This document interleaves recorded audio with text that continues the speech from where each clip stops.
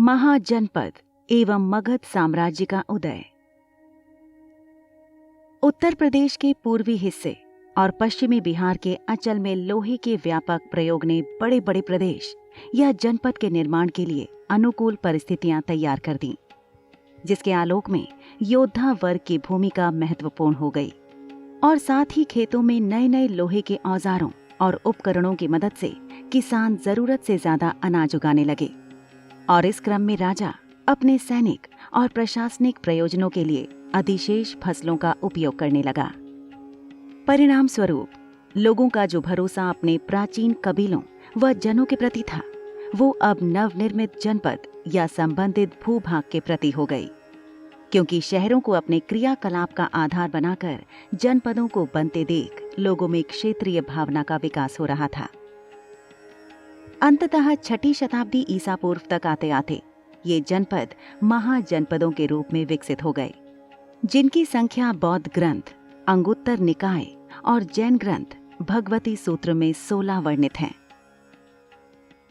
ऐसा प्रतीत होता है कि महाजनपद प्राचीन भारत में प्रशासनिक इकाइयों को कहा जाता होगा, जिसका विस्तार उत्तर में अफगानिस्तान से बिहार तक एवं हिंदू कुश पर्वत से गोदावरी नदी तक फैला था, जहां राजतंत्र व गणतंत्र दो तरह की सरकारों का प्रचलन था, जिसमें वज्जी और मल्ल गणतांत्रिक व्यवस्था और शेष महाजनपद राजतांत्रिक व्यवस्था के तहत अपनी सरकारें चलाते थे। लेकिन कालांतर में साम्राज्यवादी नीति के तहत 16 महाजनपदों का आपसी संघर्ष एवं प्रतिद्वंदिता के कारण अनेकों छोटे छोटे जनपदों का बड़े जनपदों में विलय हो गया और इस तरह केवल 4 महाजनपद ही अपने भू क्षेत्र की अस्मिता को बचा पाने में सफल रहे।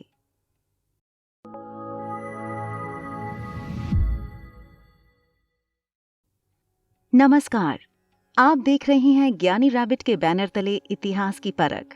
तो आइए हम चलते हैं अपने अगले एपिसोड की ओर, जहां हम इतिहास की प्राचीनता को राष्ट्र राज्य के रूप में मगध साम्राज्य के उद्भव एवं विस्तार को समझने का प्रयास करेंगे।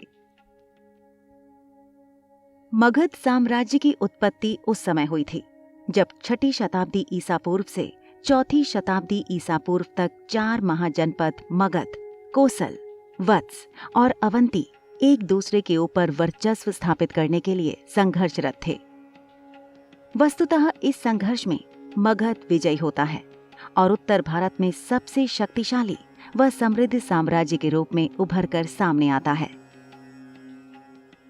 मगध साम्राज्य समय के साथ 3 राजवंशों के शासन को समाहित करता है, जिनके नाम क्रमशः हर्यंक राजवंश, शिशुनाग राजवंश और नंद राजवंश के रूप में दिखाई पड़ते हैं, जिसकी समयावधि 684 ईसा पूर्व से लेकर 320 ईसा पूर्व तक होने का अनुमान है।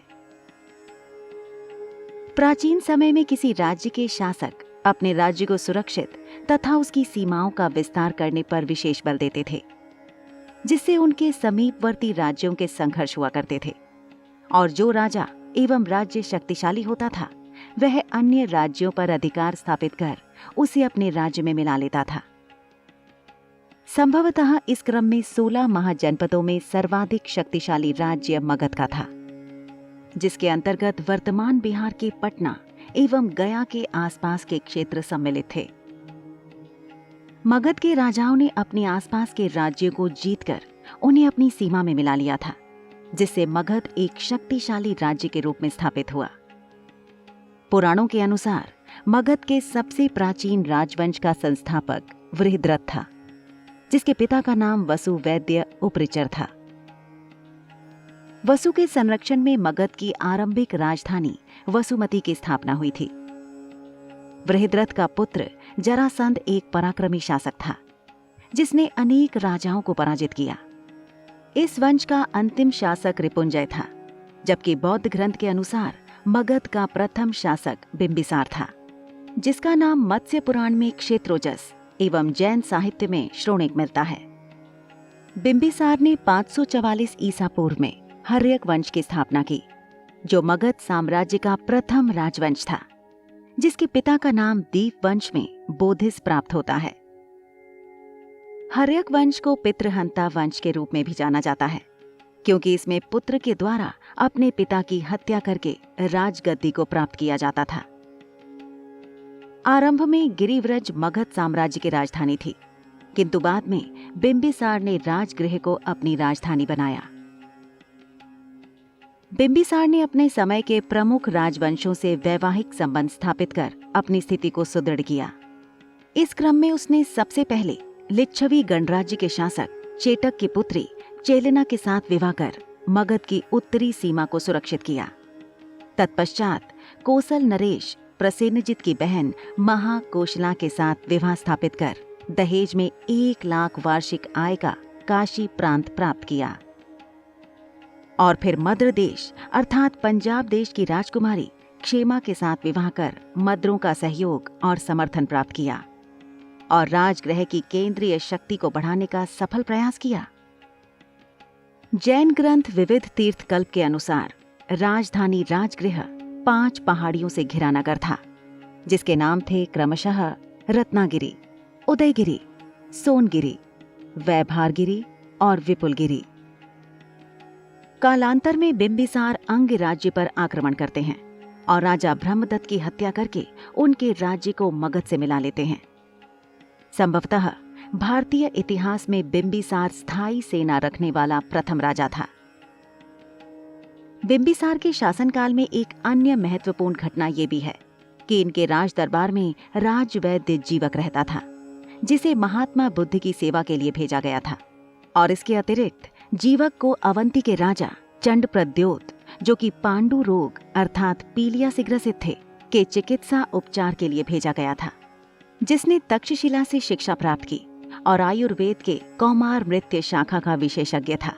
वस्तुतः राजगृह में भवनों का निर्माण प्रसिद्ध वास्तुकार महागोविंद ने किया था।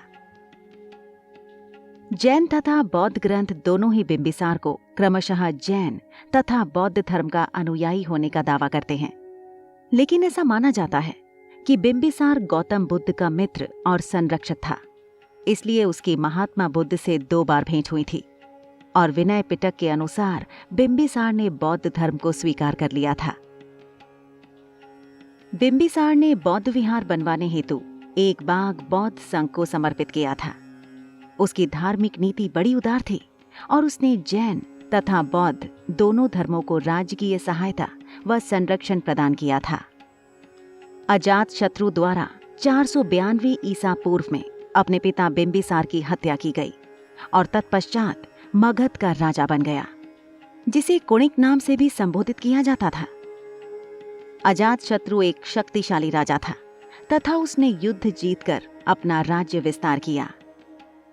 प्रथम दृष्टया अजातशत्रु ने काशी नरेश प्रसेनजित की पुत्री वजिरा के साथ विवाह संबंध स्थापित किया और अंतिम रूप से काशी प्रांत को मगध साम्राज्य में मिला लिया, जबकि इसका दूसरा युद्ध वज्जी संघ के लिच्छवियों से हुआ।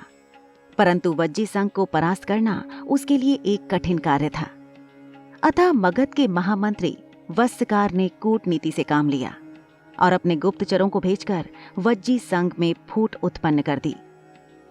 वस्तुतः इस युद्ध में अजातशत्रु ने महाशिलाकंटक और रथमूसल नामक शस्त्रों का भी प्रयोग किया था। परिणाम स्वरूप अजातशत्रु ने वज्जी संघ पर अपना अधिकार स्थापित कर अपनी जीत को घोषित कर दिया। समय के साथ उसने मल्ल संघ पर विजय प्राप्त कर ली और उस पर अपना अधिकार भी स्थापित कर लिया। अजातशत्रु महावीर स्वामी और गौतम बुद्ध का समकालीन था। आरंभ में उसकी निष्ठा जैन धर्म के प्रति थी, परंतु बाद में उसने बौद्ध धर्म को स्वीकार कर लिया। अजातशत्रु के शासनकाल में ही महावीर स्वामी को कैवल्य व शासनकाल के 8वें वर्ष में बुद्ध को महापरिनिर्वाण की प्राप्ति हुई थी। 460 ईसा पूर्व में पिता अजातशत्रु की हत्या कर पुत्र उदयन राजगद्दी पर बैठा। इसके शासनकाल की सर्व प्रमुख घटना गंगा और सोन नदियों के संगम पर पाटलिपुत्र नामक शहर की स्थापना से जुड़ा है, जिसे कुसुमपुर के नाम से भी जाना जाता था। लेकिन कालांतर में अपनी राजधानी राजगृह को स्थानांतरित कर उदयन ने पाटलिपुत्र को अपनी नई राजधानी बनाया। वह एक जैन मतानुयायी था। उदयन के उत्तराधिकारी के रूप में अनिरुद्ध और मंडक राजा हुए, जो कि कमजोर शासक थे, जबकि हर्यक वंश का अंतिम राजा नागदशक हुआ, जिसकी हत्या उसके अमात्य शिशुनाग ने 412 ईसा पूर्व में करके नागवंश की स्थापना की। बौद्ध ग्रंथों के अनुसार शिशुनाग ने 18 वर्ष और पुराणों के अनुसार 40 वर्षों तक शासन किया। शिशुनाग के शासनकाल की सबसे प्रमुख घटना अवंती के साथ युद्ध है। इस समय तक राजा चंड प्रद्योत की मृत्यु हो चुकी थी। शिशुनाग ने अवंती राज्य को जीतकर मगध में मिला लिया और पाटलिपुत्र को स्थानांतरित कर वैशाली को अपनी नई राजधानी बनाया। शिशुनाग की मृत्यु के पश्चात उसका पुत्र कालाशोक राजा बना। इसने वैशाली के स्थान पर पुनः पाटलिपुत्र को अपनी राजधानी बनाया। इसके समय की एक महत्वपूर्ण घटना यह है कि इसके शासनकाल में द्वितीय बौद्ध संगीति का आयोजन वैशाली में हुआ था। नागवंश का अंतिम राजा नंदीवर्धन था, जिसकी मृत्यु के बाद नागवंश समाप्त हो गया और नंदवंश की शुरुआत हुई। भारतीय तथा विदेशी दोनों ही साक्ष्य नंदों को शूद्र या निम्न वंशीय प्रमाणित करते हैं। नंद वंश का संस्थापक उग्रसेन या महापद्मानंद एक शक्तिशाली राजा था। पुराणों में महापद्मानंद को सर्वक्षात्रांतक अर्थात सभी क्षत्रियों का नाश करने वाला व द्वितीय परशुराम की संज्ञा से नवाजा गया है। ये भारत का प्रथम राजा था जिसने एकराट की उपाधि धारण की थी। इसलिए महापद्मानंद को केंद्रीय शासक पद्धति के जन्मदाता के रूप में भी जाना जाता है। खारवेल के हाथी गुम्फा अभिलेख से पता चलता है कि महापद्मानंद ने कलिंग पर विजय प्राप्त की और वहां से जिनसेन अर्थात जैन धर्म से जुड़ी मूर्ति को मगध लाया था। साथ ही कलिंग में एक नहर व बांध का भी निर्माण करवाया था। जैन ग्रंथ परिशिष्ट पर्व के अनुसार महापद्मानंद निम्न कुल के नाई जाति से संबंधित था, जबकि पुराणों में महापद्मानंद को भार्गव अर्थात परशुराम का अवतार बताया गया है। इस वंश का अंतिम शासक घनानंद था। इसे इतिहास में एक क्रूर शासक के रूप में जाना जाता है, जिसकी शासन व्यवस्था काफी कठोर थी। इसके विषय में कहा जाता है कि वो प्रजा पर बहुत अधिक और अनुचित कर लगाता था। इस क्रम में उसने चमड़े, गोंद, पेड़ और पत्थर पर भी कर लगाया था। इतिहासकार कर्टियस के अनुसार घनानंद के पास 2000 रथ, 3000 हाथी, 20,000 घुड़सवार और 2 लाख पैदल सैनिकों की सेना थी। घनानंद के समय में ही भारत की उत्तरी पश्चिमी सीमा पर 326 ईसा पूर्व में सिकंदर का आक्रमण होता है। संभवतः यूनानी लेखकों ने घनानंद को अग्रमीज अर्थात उग्रसेन का पुत्र कहा है। ऐतिहासिक साक्ष्यों व श्रुतियों के अनुसार घनानंद के दरबार में चाणक्य रहते थे। एक बार घनानंद ने उन्हें काफी अपमानित किया। परिणाम स्वरूप चाणक्य गुस्से में दरबार छोड़कर चले गए और चंद्रगुप्त मौर्य के साथ मिलकर घनानंद के साम्राज्य का अंत कर दिया। नंद शासक जैन धर्मावलंबी थे, अतः घनानंद के जैन अमात्य शक्टार तथा स्थूलभद्र थे। इतिहासकार प्लिनी के अनुसार शक्ति और वैभव के मामले में प्रासी अर्थात पूर्वी प्रदेश संपूर्ण भारत में श्रेष्ठ थी। इसकी राजधानी पालीबोथ्र थी। धन्यवाद। ये एपिसोड हमारे व्यूअर को कैसा लगा हमें कमेंट करके बताएं और साथ ही चैनल को सब्सक्राइब करते हुए बेल आइकन के बटन को प्रेस कीजिए, जिससे हमारे नेक्स्ट एपिसोड की नोटिफिकेशन सबसे पहले आप तक पहुंचे। और इस एपिसोड से जुड़े बोनस पॉइंट्स के लिए डिस्क्रिप्शन बॉक्स में जरूर जाएं, जहां हमने अपने प्रयास से सभी तथ्यों को क्रमबद्ध रूप में प्रस्तुत कर दिया है। नमस्कार।